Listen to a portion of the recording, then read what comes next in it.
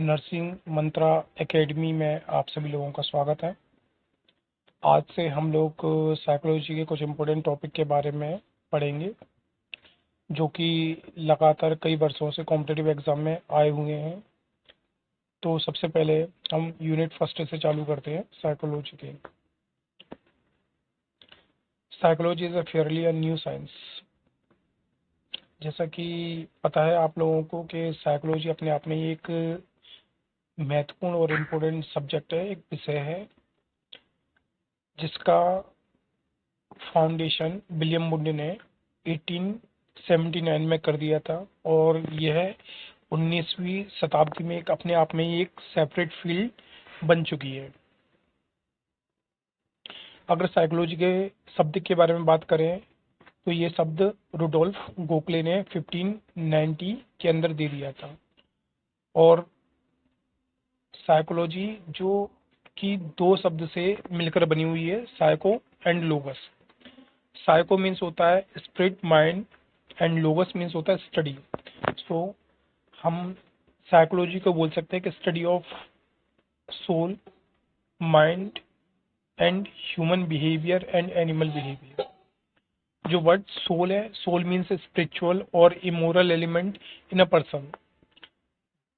Spiritual और immoral, जो कि जो चीज हमको दिखती नहीं है लेकिन वो प्रेजेंट है।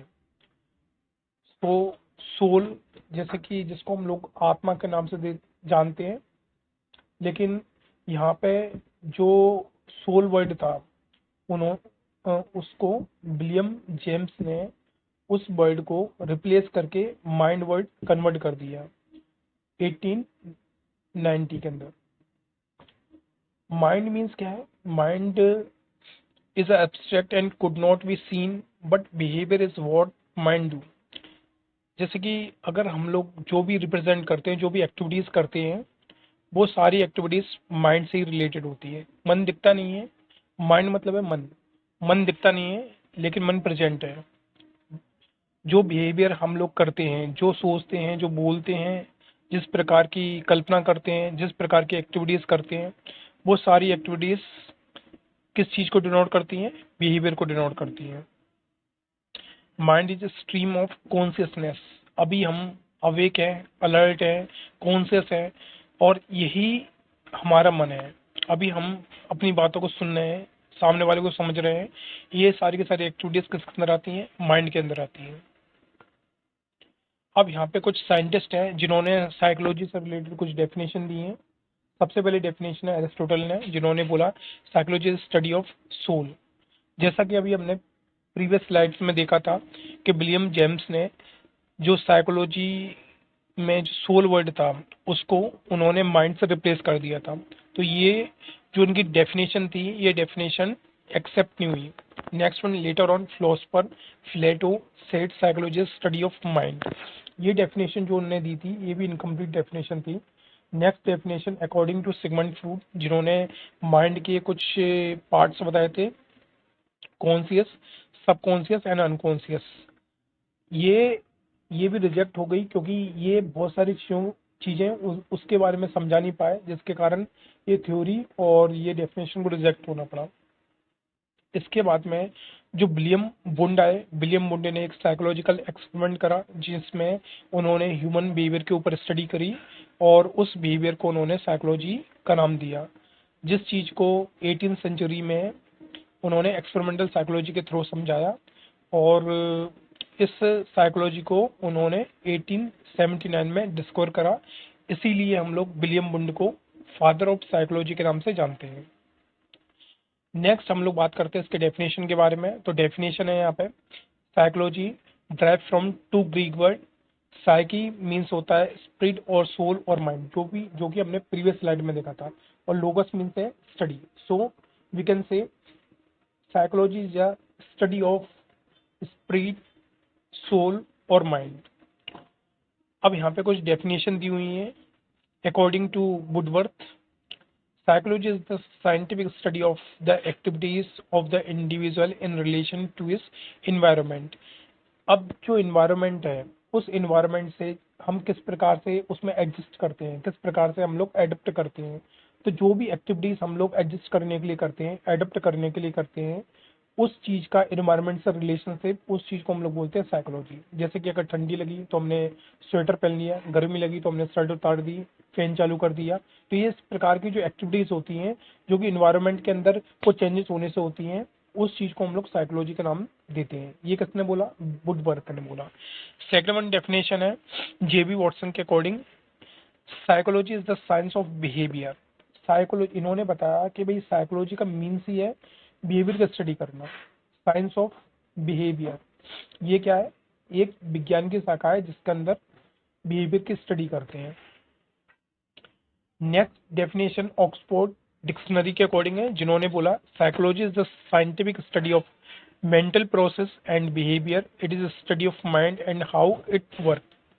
इन्होंने बताया कि साइकोलॉजी में माइंड की स्टडी करते हैं, मेंटल प्रोसेस की स्टडी करते हैं, माइंड के कौन कौन से पार्ट होते हैं, जैसे कि अभी हमने पढ़ा था कॉन्शियस, प्री कॉन्शियस और अनकॉन्शियस, और ये जो पार्ट होते हैं किस प्रकार से वर्क करते हैं, इनका क्या फंक्शन होता है, और ये एक दूसरे से वर्क वर्क जो प्रोसेस होती है, जो डेली लिविंग एक्टिविटीज होती है, उस चीज को किस तरीके से कोऑर्डिनेट करते हैं, ये सारा का सारा चीज ऑक्सफोर्ड डिक्शनरी के अकॉर्डिंग है।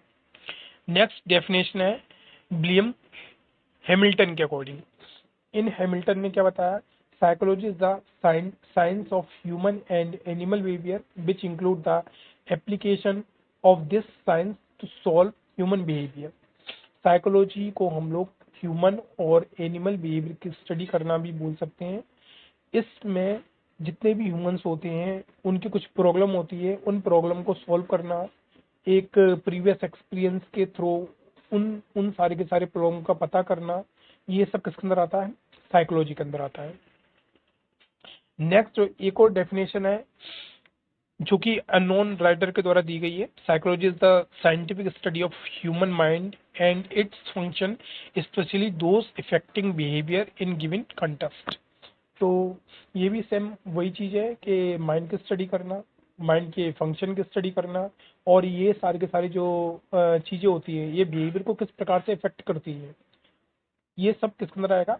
साइकोलॉजी के अंदर आएगा। ठीक है, तो हमने डेफिनेशन वाला पोर्शन यहाँ पे फिनिश कर दिया है। अब हम आगे बढ़ते हैं, अब हम पता करते हैं फादर ऑफ साइकोलॉजी। तो फादर ऑफ साइकोलॉजी, जैसा कि अभी हमने प्रीवियस स्लाइड्स में पढ़ा था, विलियम वुंड। जितनी भी डेफिनेशन थी सबकी रिजेक्ट हो गई थी, लेकिन विलियम वुंड ने एक्सपेरिमेंट करा था और उन्होंने बिहेवियर का पता लगाया था, और उस बिहेवियर को उन्होंने क्या नाम दिया था? साइकोलॉजी नाम दिया था। उन्होंने बिहेवियर के ऊपर स्टडी करा था, और कौन सन में?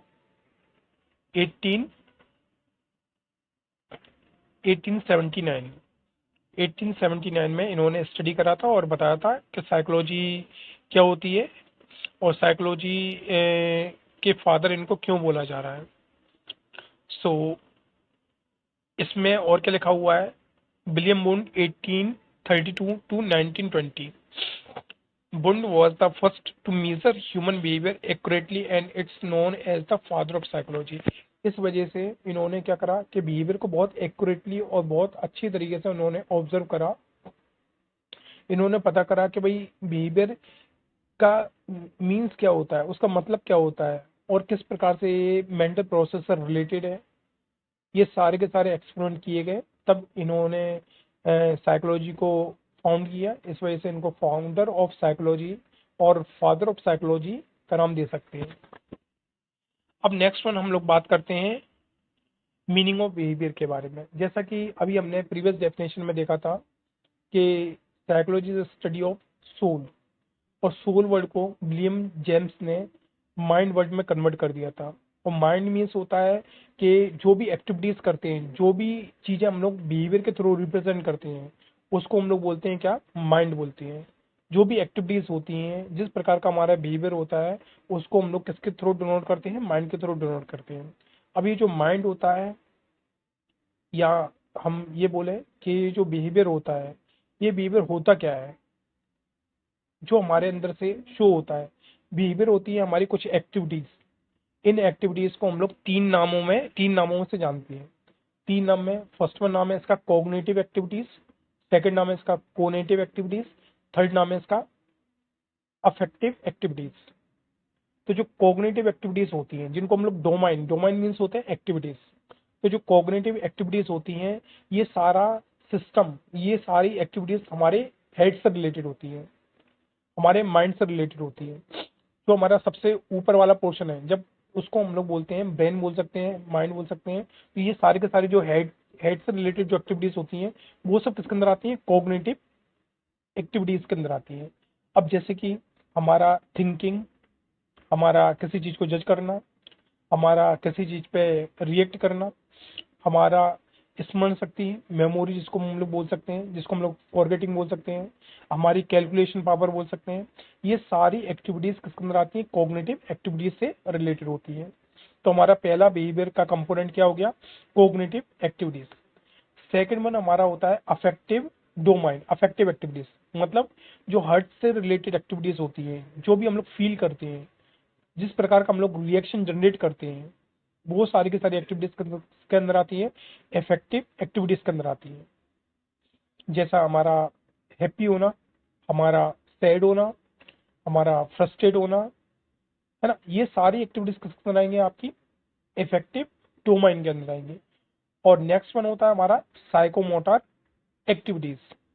साइकोमोटर एक्टिविटीज मतलब होते हैं जो कि हम लोग अपनी गतिविधियों के द्वारा करते हैं, जो कि हमारा जो फिजिकली, जो हमारा फिजिकल अपीयरेंस है, जो हमारी बॉडी है, जैसे कि स्विमिंग करना, डांसिंग करना, जंपिंग करना, वॉकिंग करना, ये सारी एक्टिविटीज जो हमारा एक तरीके से जो मोटर कोऑर्डिनेशन है, जो मस्कुलर कोऑर्डिनेशन है ना, वो सारी एक्टिविटीज किसके अंदर आएंगी? हमारी साइकोमोटर एक्टिविटीज के अंदर आएंगी। इस स्लाइड्स में हम लोगों ने ये देखा कि जैसे कि कॉग्निटिव स्किल कौन कौन सी होती है, जैसे कि अभी मैंने बताया था, जो हमारा हेड से रिलेटेड होती है, जो हमारा दिमाग सोचता है और सोचने के उपरांत वो क्या क्या चीजों को सोल्व कर देता है। अगर कोई प्रॉब्लम है तो उस प्रॉब्लम को सोल्व कर दिया, तो ये किसके अंदर आता है? कॉग्निटिव स्किल, कॉग्निटिव डोमेन के अंदर आता है, कॉग्निटिव एक्टिविटी के अंदर आता है। सेकेंड वन हमारे बिहेवियर कंपोनेंट था अफेक्टिव स्किल और अफेक्टिव डोमाइन, जो कि इमोशनल ग्रोथ है, इंटरपर्सनल डेवलपमेंट है। अंदर से हमने कुछ निर्णय कर लिया, कुछ हमने बोला अपने बारे में कि भाई हमको किसी चीज में पार्टिसिपेट लेना है, किसी चीज में पार्टिसिपेट करना है। हमने अपनी स्ट्रेंथ को देखा, हमने अपनी वीकनेस को देखा। तो ये सारी के सारी हमारे किसके अंदर आएंगे? हमारे इफेक्टिव डोमाइंस के अंदर आएंगे। हमको अपनी वीकनेस को मिनिमाइज करना है। तो ये सब कंपोनेंट्स आते हैं आपके इफेक्टिव डोमेन्स के अंदर। नेक्स्ट वन है हमारा साइकोमोटर स्किल। तो साइकोमोटर स्किल होती है हमारी फिजिकल एक्टिविटीज से रिलेटेड, जो कि मैंने अभी बताया था, जैसे कि डांसिंग है, सिंगिंग है, वॉकिंग है, स्विमिंग है। ये सारी एक्टिविटीज किसके अंदर आती हैं? ये आती हैं आपकी साइकोमोटर एक्टिविटीज के अंदर। सो डियर स्टूडेंट्स, आज के इस लेक्चर में हम लोगों ने साइकोलॉजी से रिलेटेड डेफिनेशन देखा, मतलब क्या होता है उसका मीनिंग देखा, मीनिंग ऑफ बिहेवियर के बारे में स्टडी करी, बिहेवियर के कौन कौन से कंपोनेंट्स होते हैं, कौन कौन से एक्टिविटीज होती हैं, उनके बारे में स्टडी करी। आशा करता हूं कि आपको इस वीडियो को अच्छा लगा होगा। तो इस वीडियो को लाइक और इस चैनल को सब्सक्राइब कर दें, ताकि आगे आने वाली वीडियोस आपको इसी तरह प्राप्त होती रहे। और ये जो हमारा साइकोलॉजी से रिलेटेड जो हमने ये जो कोर्स चालू करा हुआ है, ये फ्री ऑफ कॉस्ट है। इसमें मैं आप लोगों को जो बीएससी नर्सिंग फर्स्ट ईयर से रिलेटेड जितनी भी यूनिट्स होती हैं, उन यूनिट्स को, सारी यूनिट्स को मैं कवर करवाऊंगा। और साथ में आप लोगों को कॉम्पिटिटिव एग्जाम से रिलेटेड जो इम्पोर्टेंट क्वेश्चंस होते हैं, उन क्वेश्चंस के बारे में भी मैं आप लोगों को जानकारी देता रहूंगा। अब जैसा कि अभी हमने देखा था इस वीडियोस के अंदर कि फादर ऑफ साइकोलॉजी किसे कहते हैं, ये सभी आप लोगों को पता होगा। तो अगर आपको ये पता है तो प्लीज कमेंट बॉक्स में लिख के जवाब दीजिए। और जो सोल वर्ड था, उस सोल वर्ड को माइंड वर्ड में कौन से साइंटिस्ट ने रिप्लेस कर दिया था, इस चीज को भी आप लोगों को कमेंट में जवाब देना है। Thank you everyone.